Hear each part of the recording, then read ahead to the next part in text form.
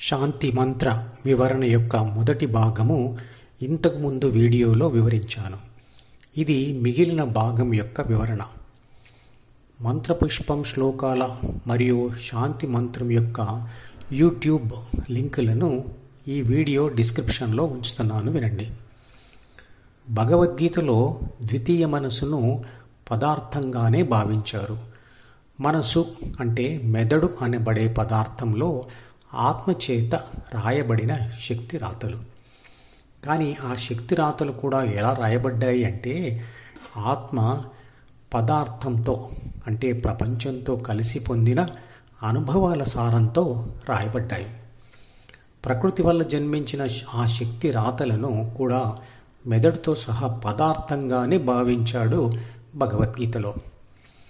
ఆత్మను పదార్థ ప్రపంచం వైపు నడిపించేది కూడా ద్వితీయ మనసు యొక్క లోని కోరికలే. మనసును లేదా పదార్థంను డార్క్, డెత్ అండ్ సైలెన్స్ అంటే చీకటి, మరణం, నిశ్శబ్దం మరియు అసత్యమైనవిగా గుర్తించవచ్చు. విశ్వమంతా నిండి ఉన్నవి ఈ రెండే రకాల విషయాలు. ఒకటి శక్తి, మరొకటి పదార్థం.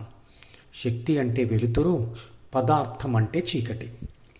ఎందుకంటే వెలుతురు పదార్థం మీద పడితేనే పదార్థం కనపడుతుంది, లేకపోతే పదార్థం చీకటి అంటే కనపడదు. ఆత్మ లేదా పరమాత్మ అనేవి రెండూ కూడా శక్తి స్వరూపాలు. ధ్యానంలో ఆత్మ హృదయంలో స్థిరపడి ఉన్నప్పుడు విశ్వశక్తి అంటే పరమాత్మను అనుభూతి చెందుతుంది. కానీ మనసుతో ఉంటే పదార్థంతోనే కాంటాక్ట్ ఏర్పడుతుంది. కాబట్టి మనసు అనేది చీకటి మరియు హృదయం అనేది వెలుతురు. ఎవరి ఆత్మ అయితే నిరంతరంగా మనసులోని కోరికలతో ఉంటూ ప్రపంచంలో అనుభవాలు పొందుతూ ఉంటుందో ఆ వ్యక్తిని నిద్రలో కలలు కంటున్న వ్యక్తిగా వర్ణిస్తాడు భగవద్గీతలో. పదార్థం చీకటి కాబట్టి ప్రపంచం చీకటి. కాబట్టి మనసు ద్వారా ప్రపంచంతో ఉన్న వ్యక్తి చీకట్లో ఉన్నాడు, నిద్రలో ఉన్నాడు, కలలు కంటున్నాడు అంటే కోరికలతో ఉన్నాడు. అందువల్లే శక్తిని గమనించలేకపోతున్నాడు. అంటే హృదయంలో ఉన్న పరమాత్మను లేదా విశ్వశక్తిని చూడలేకపోతున్నాడు. అంటే కలలు కంటూ చీకట్లోనే నిద్రలో ఉన్నాడు అని అర్థం.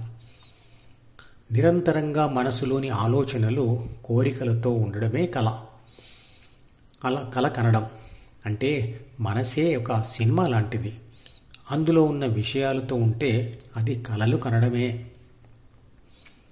మనసును విడిచిపెట్టడం అంటే చీకటిని, నిద్రను, కలలను విడిచిపెట్టడం అంటే నిద్రలో నుండి మెలకువకు రావడం. దీనినే ఆధ్యాత్మిక మెలకువ అంటారు. శాంతి మంత్రం శ్లోకం చివరిలో సుశాంతిర్భవతు అని పదే పదే అంటాడు. అంటే శాంతి దొరుకు కాక అంటున్నాడు. కానీ శాంతి అని మాత్రమే ఎందుకు అంటున్నాడు? సుఖాలు దొరుకుగాక అని ఎందుకు అనట్లేదు అంటే సుఖం కంటే శాంతి ముఖ్యం అని అర్థమా? అవును.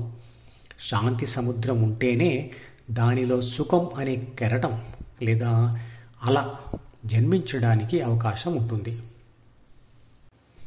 ఒకే సమతల రేఖ మీద ఉన్న సుఖం, దుఃఖం అనే రెండు బిందువుల మధ్య ఒక గీత గీసి దాని మధ్య భాగమును శాంతి బిందువు అనుకోండి. దుఃఖంలో ఉన్న అంటే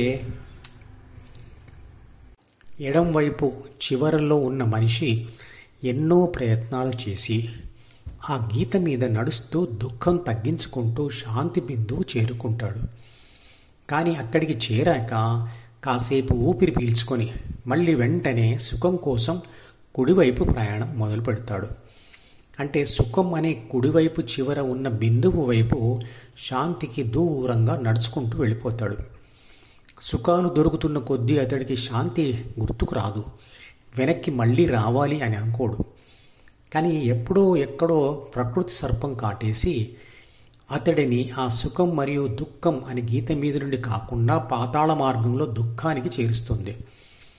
అప్పుడు అతని శాంతి అతను శాంతి వైపు అంటే కుడివైపు ప్రయాణం మళ్ళీ మొదలవుతుంది. ఇలా ఎన్నో విషయ వలయాలలో తిరిగి మనిషి అలసి శాశ్వత శాంతిలో ఉండాలనుకుంటాడు.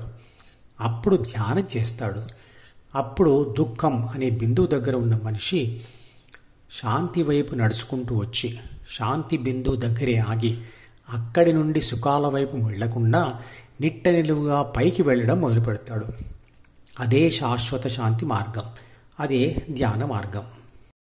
ఈ మధుపదం యూట్యూబ్ ఛానల్ వీడియోని సబ్స్క్రైబ్ చేసి గంట గుర్తును నొక్కి ఆల్ని సెలెక్ట్ చేసి ప్రతిరోజు యూట్యూబ్ ఓపెన్ చేసి అడుగున ఉన్న సబ్స్క్రిప్షన్ బటన్ నొక్కితే అన్ని లేటెస్ట్ వీడియోలు చూడవచ్చు.